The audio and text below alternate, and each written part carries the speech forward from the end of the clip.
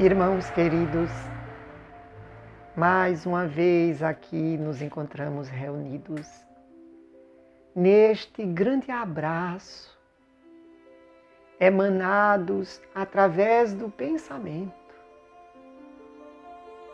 e também em rogos ao Altíssimo, para que Ele abençoe este encontro, espargindo luz, para que neste círculo onde nos conectamos pelo sentimento altruísta, possa ter em seu centro todos aqueles a quem amamos. Também os nossos sonhos de melhoria espiritual. E era uma rogativa verdadeira, é uma súplica. Porque nesses dias de dificuldades, temos nos permitido uma reflexão mais profunda em torno de quem somos, aonde nos dirigimos, qual o propósito existencial. Nós nos encontramos em uma crise coletiva, imposta. E por mais dolorido que seja esse instante, tem um propósito. Este cântico que pediu silêncio para ser escutado, esse cântico que teve que desacelerar o homem odierno para se tornar audível,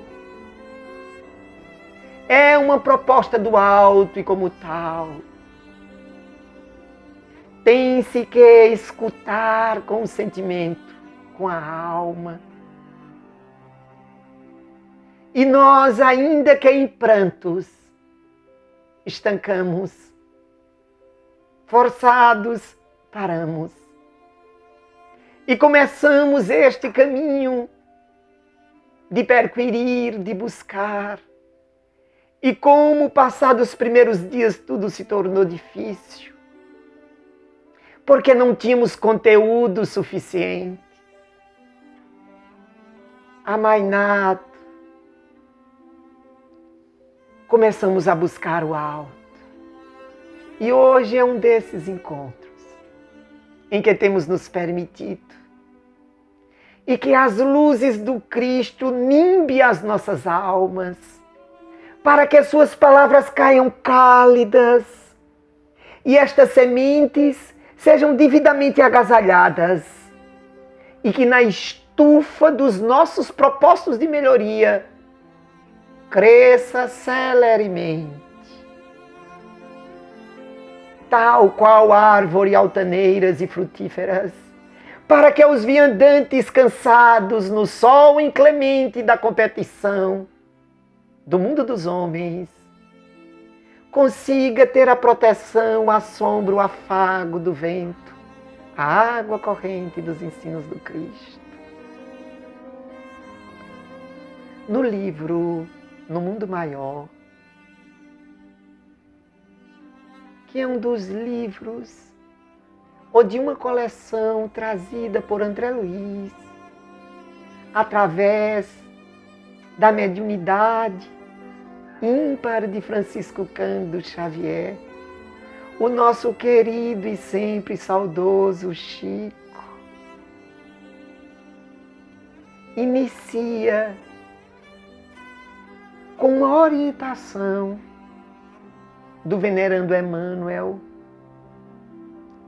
E Emmanuel nos diz que todos os dias chegam à Terra milhares de alunos que clamaram a matrícula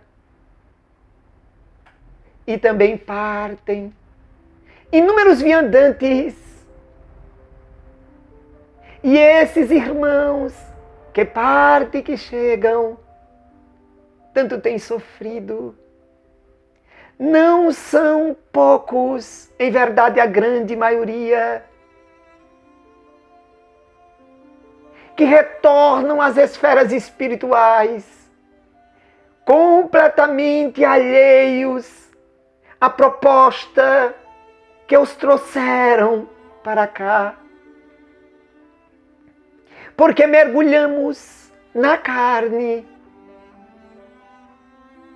E aqui somos tão massificados. Nós vamos pedir uma parte para trazermos um pensamento dentro da sociologia, em uma tentativa de fazer uma análise antropológica, sociológica da trajetória do ser humano. Então diz tal pensamento que em dado momento da história da humanidade, nós éramos frutos do meio. Em outro instante, nós somos influenciados pelo meio. Mas chegaremos a um outro momento em que nós seremos superiores ao meio. E na brevidade desta citação, nós temos a trajetória da humanidade. E é claro, queridos amigos, que antes de mergulharmos na carne, voltando ao nosso pensamento anterior, nós nos preparamos. Ainda na série de André Luiz, no livro Sexo e Destino, nós encontraremos um instrutor espiritual falando para André que não existe reencarnação qualquer que não tenha bem mais probabilidades de conquistas do que de fracasso. No entanto, os resultados são invertidos. Porque poderíamos dizer que nós, em nossas conquistas, em nossa longa trajetória espiritual, fisiológica, conseguimos superar o domínio do meio, mas estamos falando do homem primitivo. Acontece que o homem tecnológico, o homem dos nossos dias, não conseguiu amealhar com a mesma intensidade, com o mesmo frenesi, a busca da espiritualização. Em qualquer momento da história da humanidade, aqueles espíritos que já transcenderam a influência do meio, despidos deste domínio, mergulharam na carne, a condição de avatares, como luzernas divinas, na sombra da nossa ignorância, pegando as nossas mãos e nos guiando nas mais distintas áreas, nos mais distintos instantes. Se nós tínhamos uma dificuldade de concebermos Deus, porque era por demais abstrato, esses enviados, como mimos de Deus, vieram nos nortear. Do pensamento em profundidade em torno do que somos, de quem somos, da descoberta da espiritualização, ou em outra terminologia,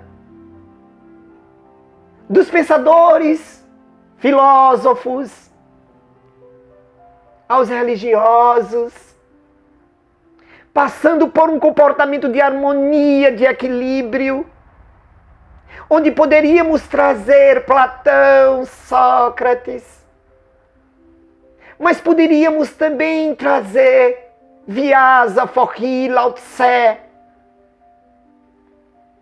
poderíamos trazer Confúcio, Confúcio. Mas ainda a gente se preparando para o mergulho na carne, onde realmente só uma coisa importa. Aqui chegamos e somos massificados. E se isso tem ficado por demais abstrato. Nós precisamos entender que os pais, que a família, que o grupo social vão passando as informações em seus tempos. No primeiro instante, o Espírito chega e vai ter a estância da educação, a que comumente chamamos a base moral, ou educação do lar. Então, são os primeiros laços. E como esses laços têm importância e significação. Se nós substituirmos a proposta de laços por raízes, essas raízes familiares dão a sustentação para as tempestades, para os vendavais que virão.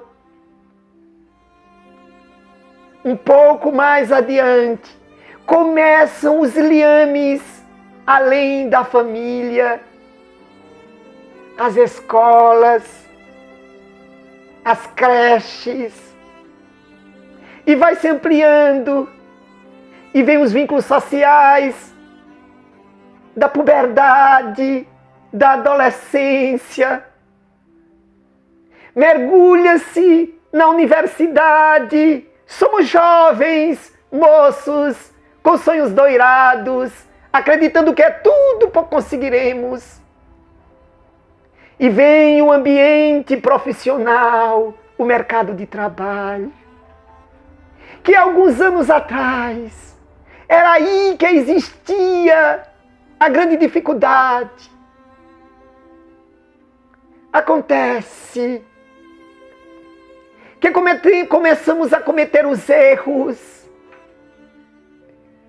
Nos dias atuais, já nos falta a família, os primeiros laços, as referências.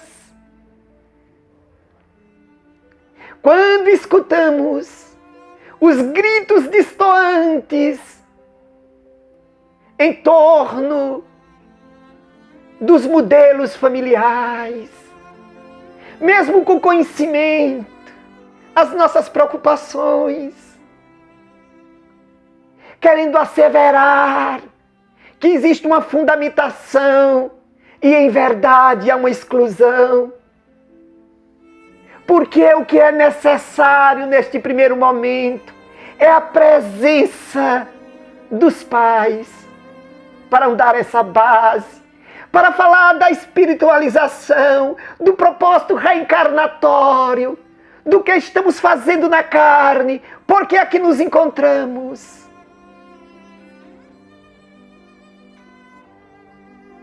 Para que com essa base monolítica, tudo mais pode ser construído. E em verdade, queridos amigos, nos últimos tempos, a abstração dos pais, dentro da conjuntura e da formação, e os liames, já são liames sociais nas escolas, com muitas referências, com muitos exemplos, de todas as mãos que seguram e nem todas as mãos guiam. E quando eclode a adolescência, vem a ruptura do ontem, sem os diques do amor.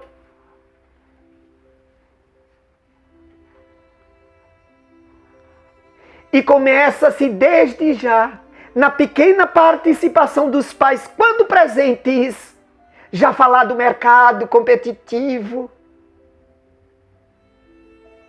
já formatando o filho para uma conquista no mercado, para uma evidência. Não são poucos que conseguem, e se evidenciam, e têm até seguidores, mas se encontram todos perdidos. E esses espíritos que muitas vezes acreditaram que fizeram grandes conquistas, ainda mesmo na trajetória física. Enquanto todos os aplaudem e queriam substituí-los, eles vazios, porque não estão construindo aquilo que lhe foi proposto. E não poucos mergulham na drogadição, na depressão, no suicídio, e retornam às esferas espirituais, perdidos, vazios. Porque na atualidade é natural que ainda tivéssemos e sofrêssemos a influência do meio. Ainda tombaríamos. Mas, na inversão dos valores deste período tão esdrúxulo que temos passado,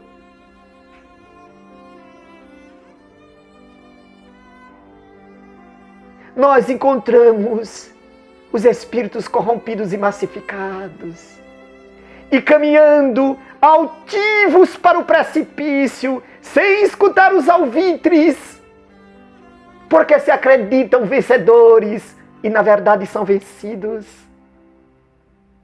Não temos nos permitido a reflexão em torno da imortalidade, porque os pais, essas luzernas mínimas, mas imprescindíveis, como o calor que promove a eclosão das potencialidades nas sementes, estão ausentes na busca da manutenção física. E aí, no período em que nos encontramos, acrescentemos o supérfluo como necessário, a era de consumo. E não temos passado o que verdadeiramente importa. Os pais sempre tão sábios, os filhos recém-nascidos, e os pais já sabem de que time eles serão torcedores, quais serão as suas propostas de ideologias políticas, as camisas configurando os escolhos de muitos. Mas quando se fala em religiosidade, acredite-se, dizem, quando cresceres escolhe. E não são poucos pais que chegam nas casas religiosas. Os meus filhos estão perdidos, vazios. E eu venho lhe falar de Deus e eles não querem. E nós ficamos pensando, qual adolescente sem uma base, com um desequilíbrio hormonal, com influência social, que quer parar para fazer uma prece? Se isso lhe é desconhecido, se não se tem base. Diz-nos Emmanuel, todos os dias chegam espíritos imbuídos do crescimento espiritual, e todos os dias retornam milhares de espíritos perdidos, mesmo depois de terem vergado décadas no ambiente físico.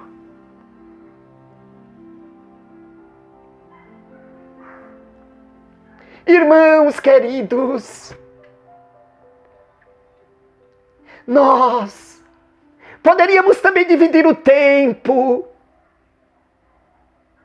dentro de uma outra síntese, não numa abordagem sociológica, mas dentro de uma abordagem de religiosidade para nós ocidentais.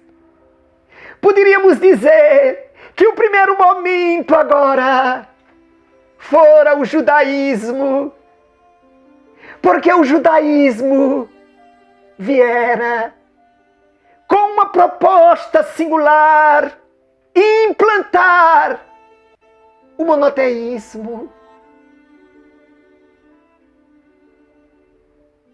combater a proposta de deuses antropomórficos, deuses que tinham um comportamento humano ainda tão instintivo, vingativos, rancorosos, lascivos. O judaísmo veio nos trazer o monoteísmo, um só Deus, um só não criado, todos os demais criaturas. Por isso que leis tão lúcidas, tão práticas, e naquele período lúdico, a necessidade de não ter abstrações. Quando se repartia o pão, tirava parte da divindade e queimava para que fosse consumido. A necessidade deste contato, que depois, em seus tombos e seus fracassos, criou-se o templo, e no templo o cerimonial. E como as pessoas se preocupam com o cerimonial, com as roupas, com a ordem, com a sequência, com os detalhes, e esquecem do essencial.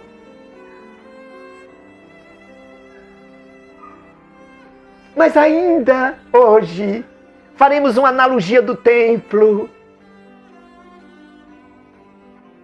Então, de repente, era-se instituído o monoteísmo. Mas esse Deus que não poderia nem sequer pronunciar o nome, somente um dia, por ano, no Santo dos Santos, pelo sumo sacerdote.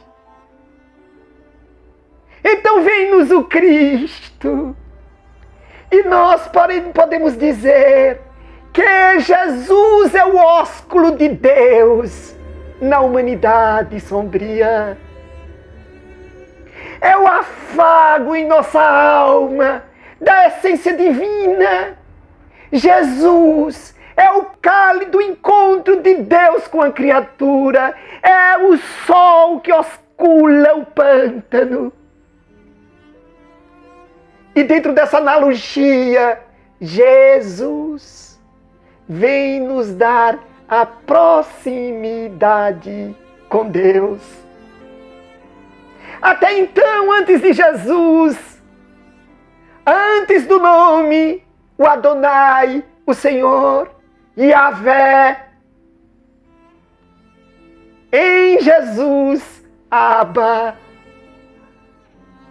o Pai próximo, o Pai tangível, o Pai que nos compreende, mas o Pai que nos guia à felicidade.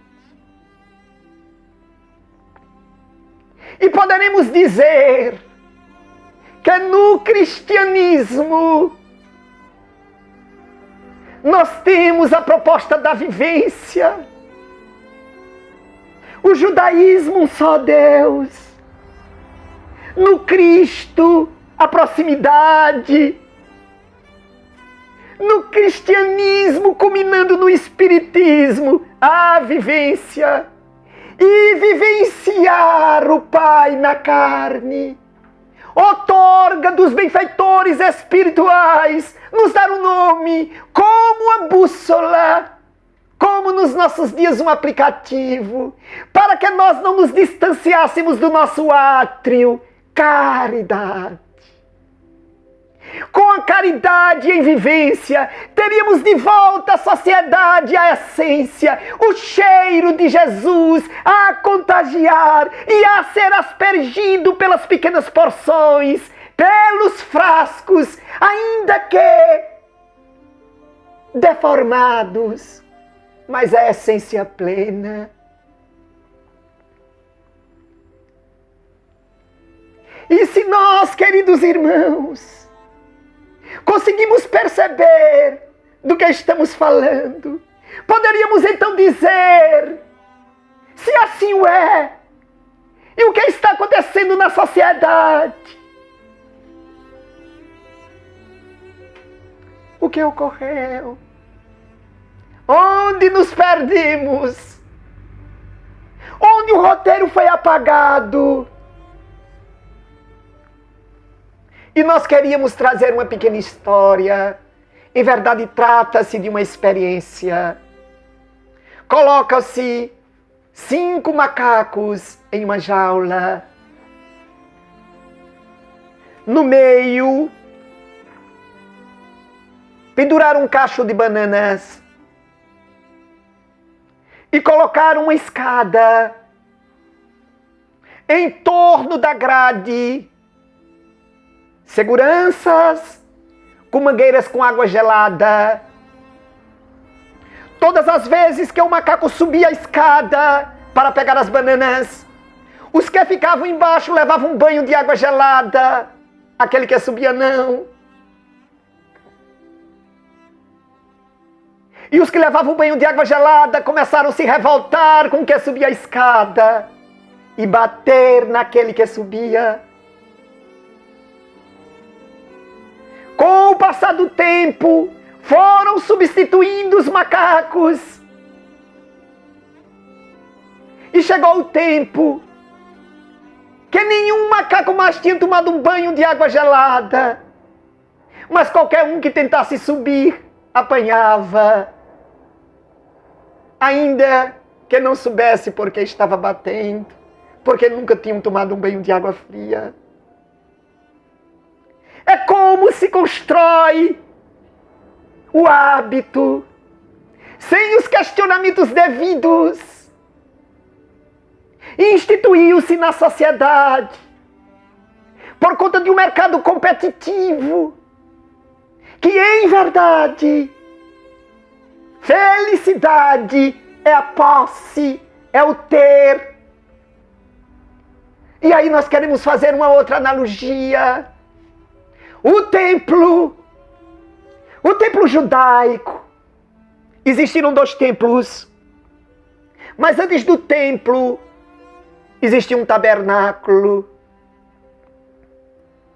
E tudo que se encontra nos livros sagrados estão dentro de símbolos. E como não temos tempo de fazer um estudo profundo sobre o templo, vamos fazer uma simbologia rápida. Nós teremos o templo. Temos uma grande área que se chama de átrio. O átrio dos gentios.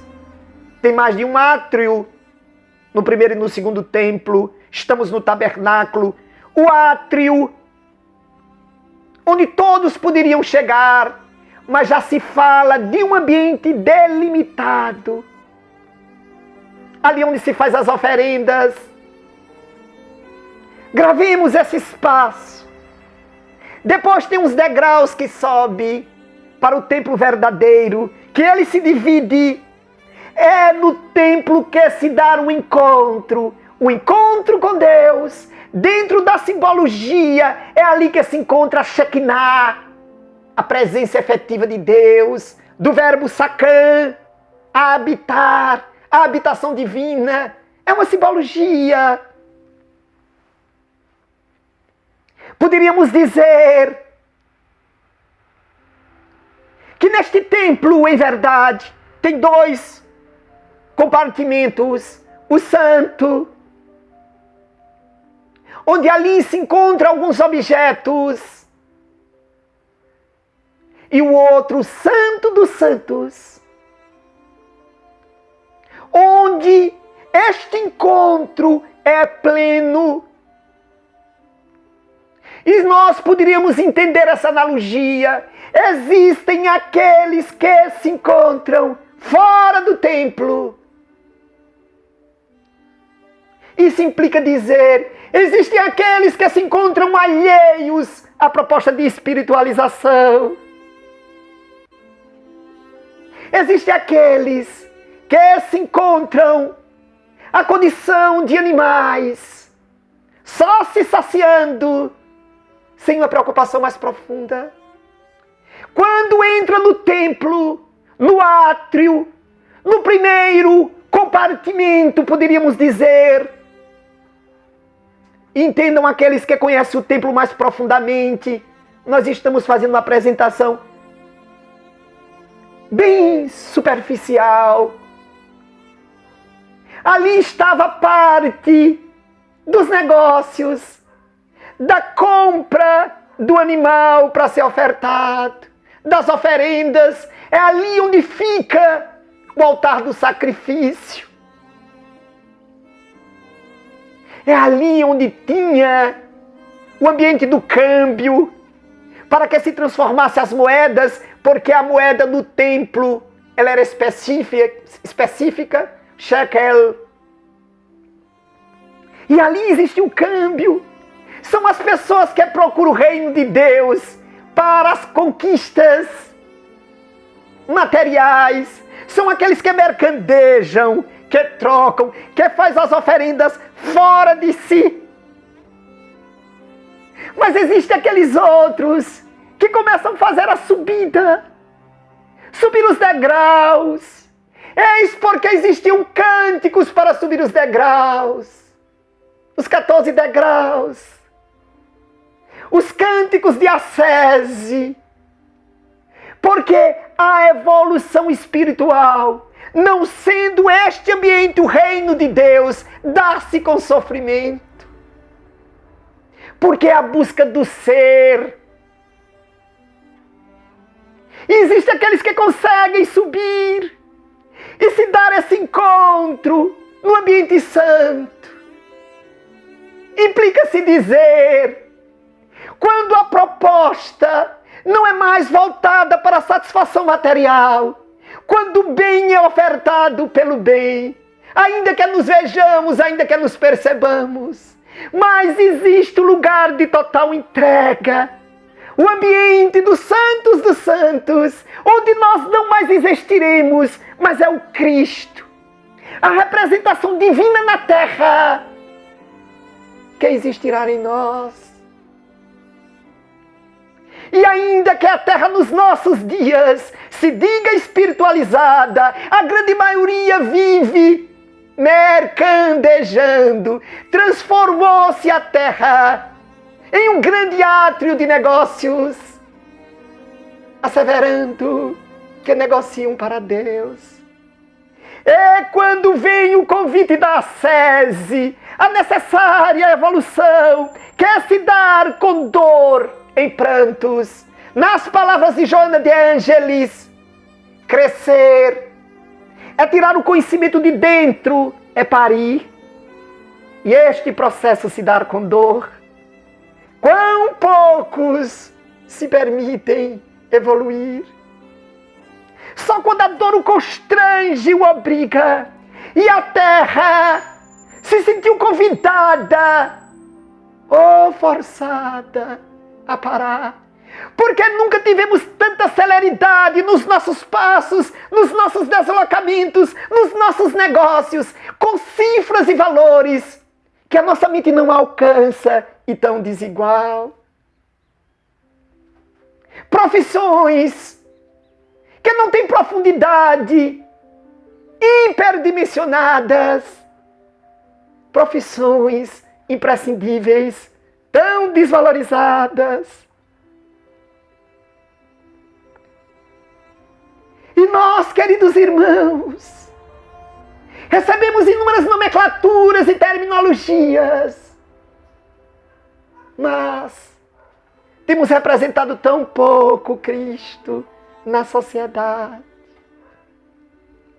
E talvez para esse instante nós consigamos trazer uma das parábolas de Jesus. Esta parábola tem nos evangelhos sinóticos, Mateus, Marcos e Lucas. E aquela que narra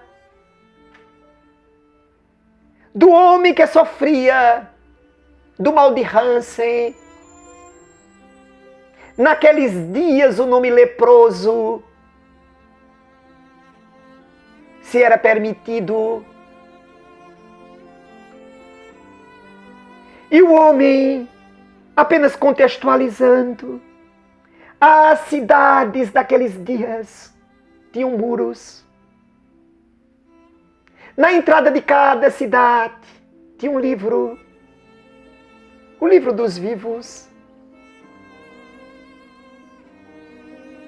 Por conta ainda da ignorância, algumas doenças eram tidas como assédio das sombras do mal.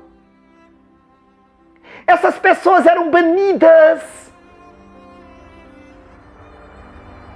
aqueles que sofriam de doenças psíquicas,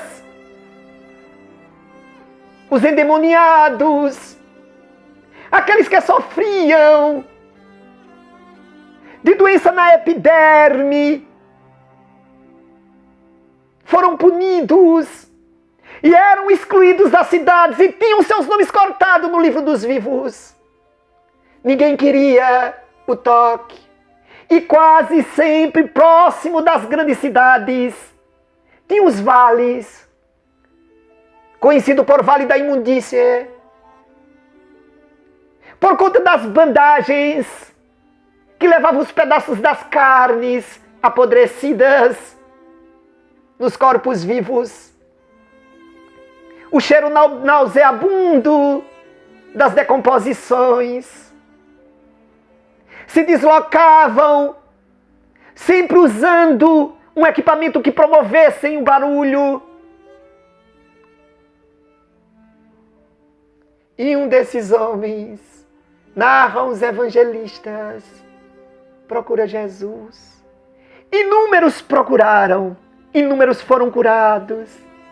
Mas nós queríamos retratar este, que tem tanta saliência para este momento.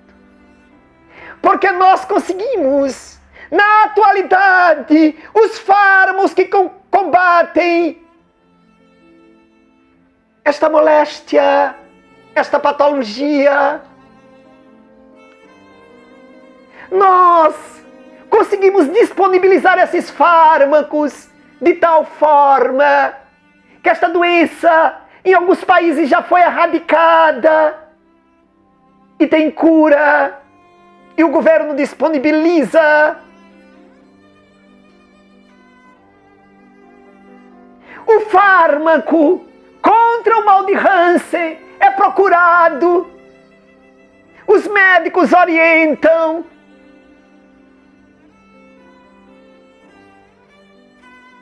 O problema é que nós conseguimos curar o corpo, estilizá-lo.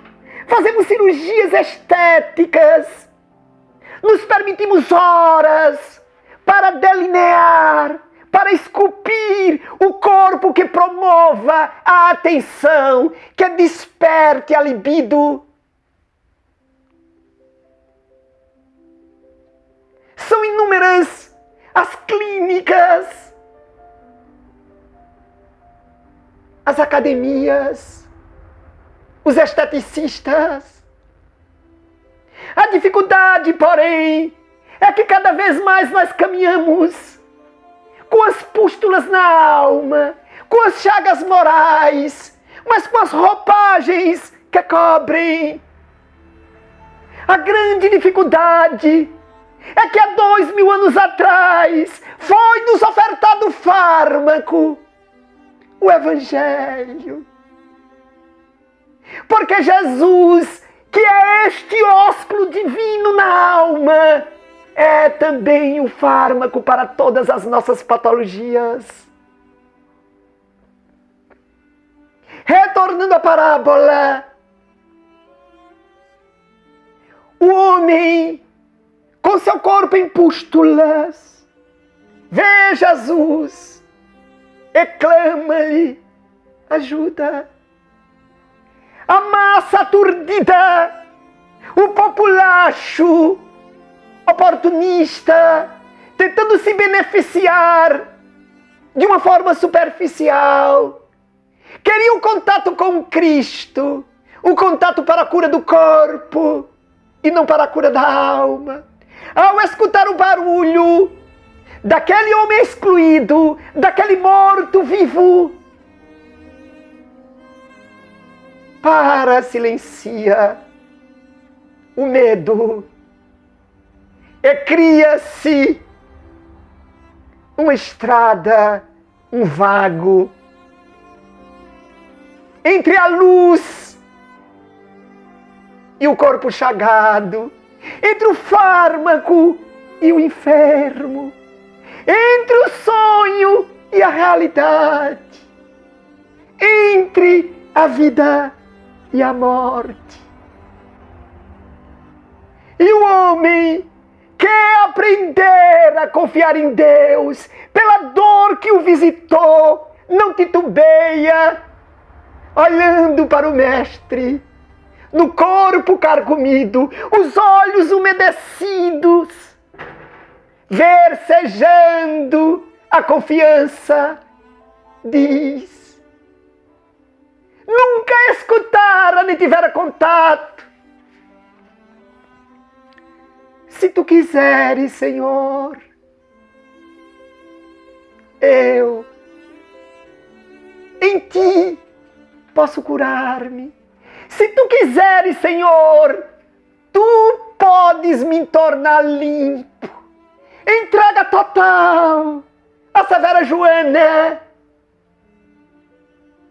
O pedido verdadeiro, sem cerimoniais. O quadro, sem a preocupação com a moldura. É devidamente agasalhado a sua súplica no coração de amor e de verdade. E Jesus diz: eu quero ser depois limpo. E narram os irmãos que têm acesso a essas informações, que aquele espírito sente o corpo entusmecer, o corpo a se refazer. E ele, com as vestes limpas, cai as bandagens, e ele de joelho diante do Cristo diz: Senhor, o que queres que eu faça? E Jesus diz: pague diante dos sacerdotes o teu preço. O homem odierno, no entanto, não tem se aproximado do Cristo para que Ele cure as suas chagas morais. Porque só vê a aparência, só olha a imagem projetada nos inúmeros espelhos, nas imagens perfeitas, dos aplicativos nos seus smartphones, nos espelhos da academia. Não se aproximam de Jesus para pedir-lhe: curai as minhas chagas morais. E pedem-lhe a felicidade vazia, transitória, o tesouro que o tempo carcome, a joia que o ladrão rouba. E não lhe toma de joelhos, e não lhe diz: Senhor, que queres que eu faça para escutar o convite do Cristo? Porque levas em tu a minha marca, porque agasalhastes no teu espírito o meu cheiro. Caminha, caminha e esparze o cheiro de Deus, amando a cada um daqueles que te encontrares, como se a mim fosse, como se fosse eu.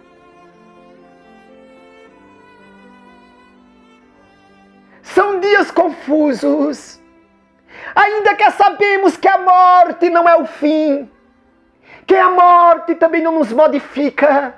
Nos permitimos questionar onde Deus está, que não interrompe essa pandemia, abandonou-nos e não se dá conta que a oportunidade é de reflexionarmos e de modificarmos o comportamento. Houve uma época, após a partida do Cristo, aqueles que com Ele conviveram, que nós não temos nem ideia do que seja o entardecer nas águas marulhentas do lago de Genezaré, no chiurear dos pássaros buscando repouso na galha dos sicômoros, o cheiro das tamareiras nos favônios, o céu límpido, ponteado de estrelas, e a voz em aramaico, saindo da alma a falar do reino de Deus. E os ouvintes, velhos, crianças, mulheres, excluídos, sofridos, embevecidos com o cântico mavioso de Deus, trazido no Cristo, inebriados. Mas o Cristo partira. A saudade tomara conta e agasalhar aqueles corações. Mas narra Humberto de Campos e traz uma simbologia que numa tarde igual a esta, um cheiro do Cristo envolveu as almas fisicamente dispersas, mas espiritualmente interligadas, e sentiram a necessidade do contato, e saíram dos seus lugares distantes e longínquos, e se reuniram à cair da tarde. Os favônios traziam o cheiro das tamareiras, o marulhar no cascalho relembrava-se as suas pegadas, nas suas sandálias de couro, o seu olhar cálido como fármaco e luz a visitar cada alma. E aquele grupo de sofridos, colhido como os peixes na rede de Pedro, trazidos pelo convite do Mestre, que fisicamente partiram, vão para um outeiro, onde o Cristo lhe passava os ensinos. E ali estão de novo sofridos, soldados, romanos, gentios, judeus, ricos, empobrecidos, os pobres de berço, os necessitados de todas as eras. E parece que uma daquelas estrelas descera, e o cheiro de Deus espalhou-se. Os olhos se abriram e contemplaram, ali se encontrava o Cristo como outrora. O seu olhar a todos acalmava. A sua presença era esperança, era a certeza que o cântico de Deus não se esvaíra. Ali estará e ali permaneceria. E ele disse: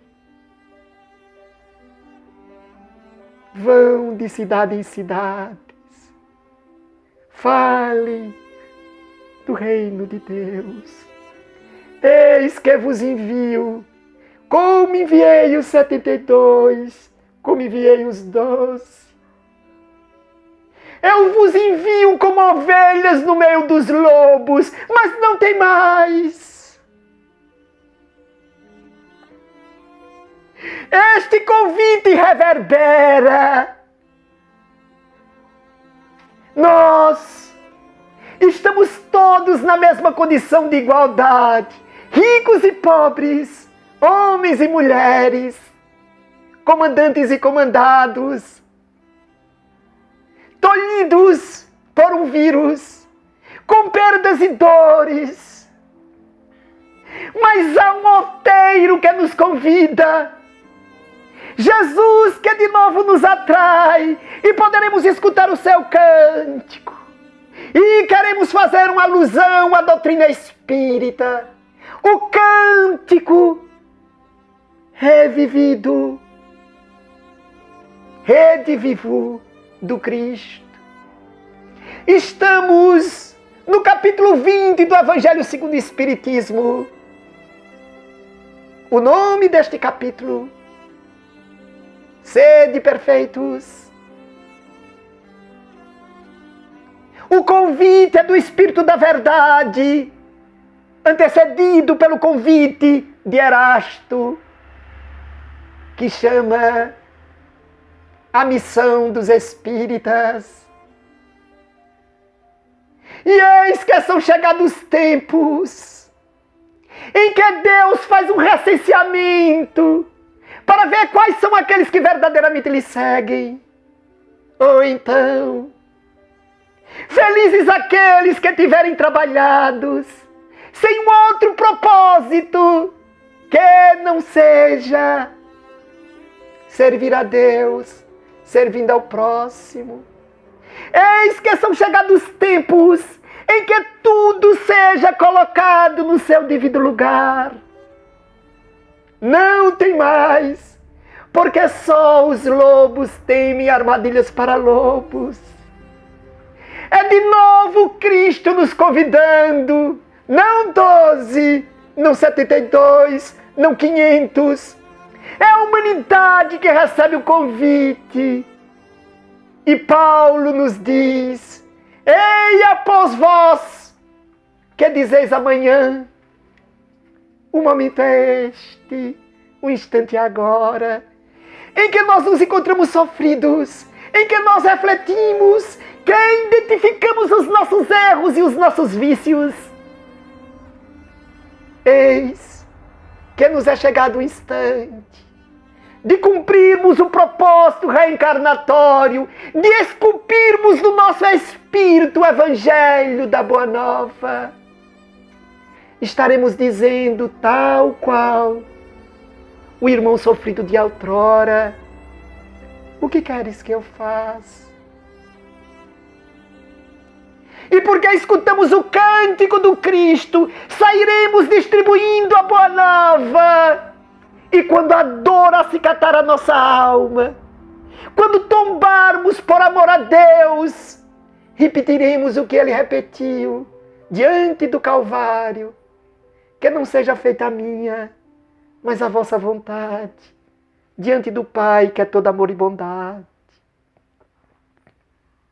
Nós, queridos irmãos, ainda sofreremos a influência do meio, mas nós não podemos mais ser massificados, produtos do meio de uma sociedade que deambula, que vocifera.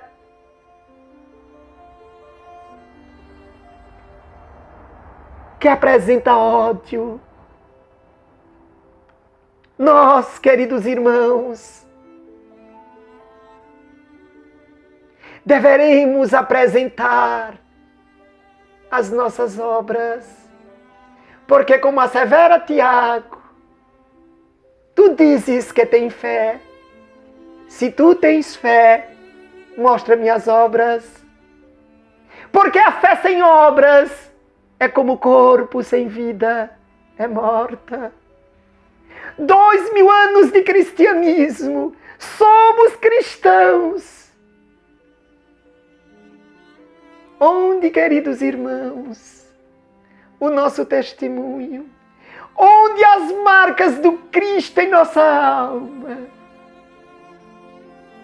Voltemos à sociedade, mas escutemos o convite do Mestre, do outeiro das suas conquistas, e de onde estiverem, exemplifiquem, para que o reino de Deus não esteja num templo, mas que a presença efetiva de Deus esteja em teus atos, e toda a terra será um templo. Mãos à obra, eis que é chegado o momento.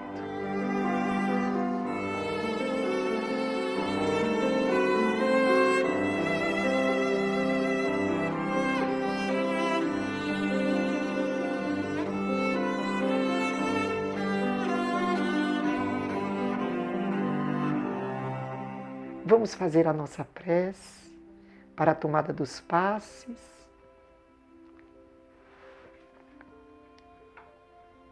Irmãos queridos, acredito que todos já saibam